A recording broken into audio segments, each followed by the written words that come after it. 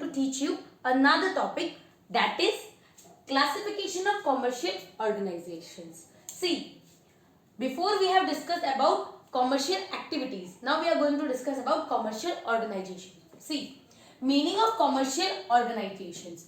Organizations which undertakes commercial activities are known as commercial organizations. Means the organizations which work for the commercial activities, means work to earn money or work to satisfy the needs of the consumers.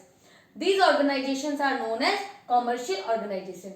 Their main motive is to earn money. What was their main motive? Is to earn money. We have already discussed about commercial activities.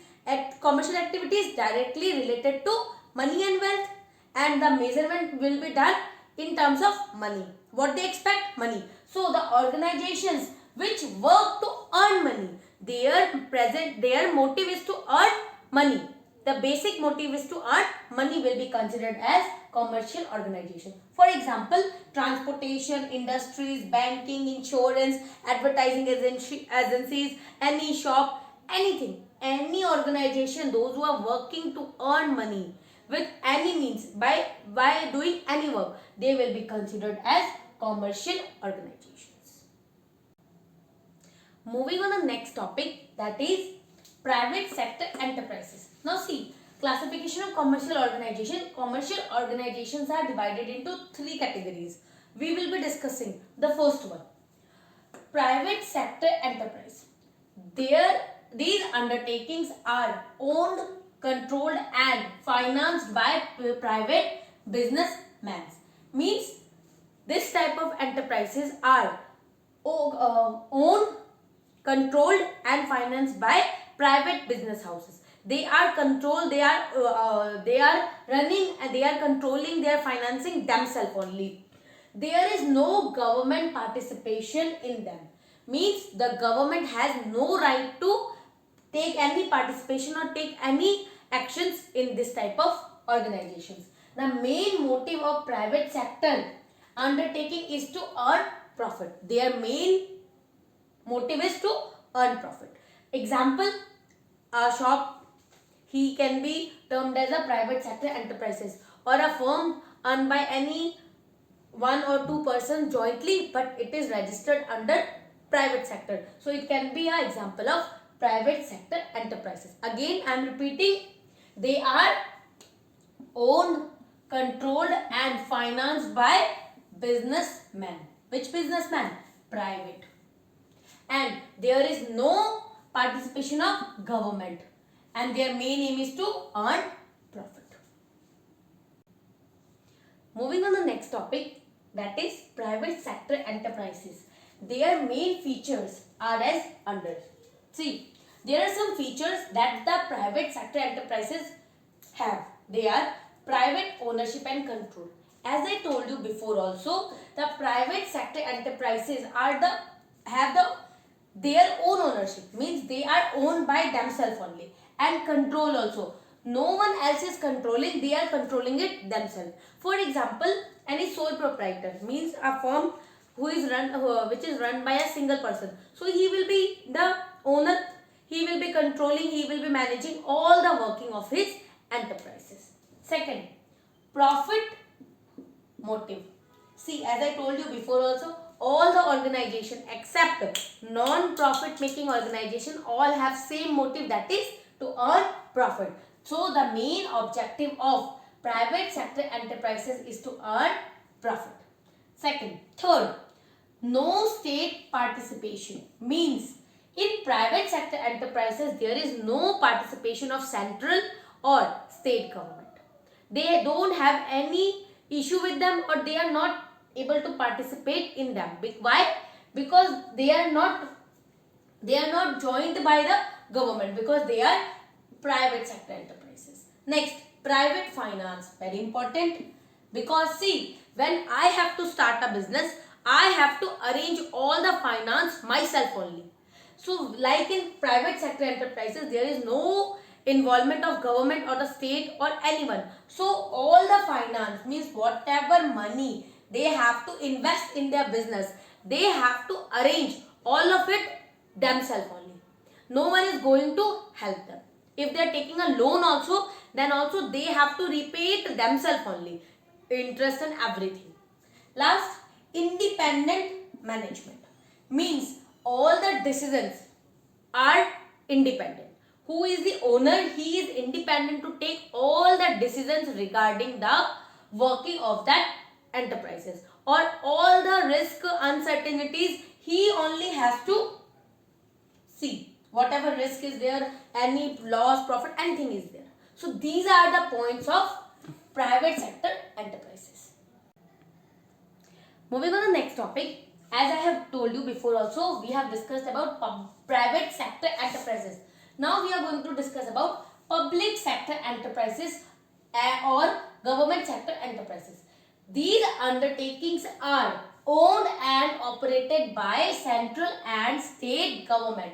Means public sector enterprises are owned and controlled by government. They may be state government or the central government. For example, Reserve Bank of India, Delhi Transport, UP Transport, all these. These are the main features. These are the main features of public sector enterprises. First, state ownership. As I told you before also, these enterprises are owned and controlled by government. The owner of these enterprises are the government. They are government properties, we can say. Next, government control. See, in this type of enterprises, the control means they are fully controlled by state or central governments. For example, RBI is fully controlled by central government, like Delhi Transport, fully controlled by Delhi government. See, these are fully controlled by the state or the central governments. Service motive. Their main motive is to provide service to the people of the country rather than earning profit. Their motive is not to earn profit, but their motive is to provide the service facilities to the people of the society. Next, state financing. State financing, now see, to establish or to maintain all the funds which they are requiring, which they will be getting from the government side. Means whichever tax we are paying, in that only government utilizing that fund only to run this type of enterprises. Next, or if they need loan or something else, that also government time to time provides them. Next, bureaucratic management. See, maybe these enterprises are fully owned by government, state or central, but to management, for the management of these enterprises, there are certain rules and regulations. There are number of rules and regulations which are made by the government. So they have to follow. They have to follow all the rules which are made by the government. Then only they are able to run this type of enterprises. Clear? First, state ownership. Second, government control. Third, service motive. Fourth, state financing. And fifth, bureaucratic management. Moving on to the next topic, that is joint sector enterprises. Before we have discussed about public, private. Now we are going to discuss about joint sector enterprises. Now see, joint sector consists of business undertakings where in the ownership, control and management is shared jointly by the government, private businessman and public at a large. Means joint sector enterprises, they are not owned, controlled by private sector or by the government, but they own, control, managed by jointly. They all togetherly control them. Like the government, the private business houses and the public, they all together work in this type of organizations. For example, Indian Oil Corporation. Second, Cochin Refineries. These are joint, they are the examples of joint sector enterprises where government, private business houses and public all jointly, they all work jointly togetherly in this type of organizations, and the profit, whatever the things are there, they share them jointly. Moving on the next topic, that is features of joint sector enterprises. Before I have told you the features of private sector, public sector. Now I am going to explain you the features of joint sector. See, first, mixed ownership. Mixed ownership means, before also I have told you, they are owned, controlled by government, private business houses and public. Next, combined management. The management also, the working also combinedly done by the government, the private business house and the public. Share capital, same.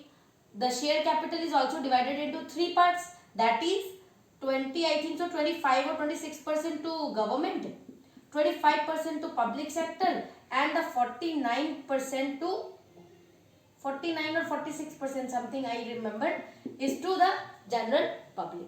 So these are the features of joint sector enterprises. First, mixed ownership. Second, combined management. Third, share capital. Means share capital, this much amount is invested by them to run the business. And the main objective of joint sector enterprises is to pull up their resources, their technical knowledge, their state or their region in the economic development, for working in the economic development. Thank you. I hope you have understood.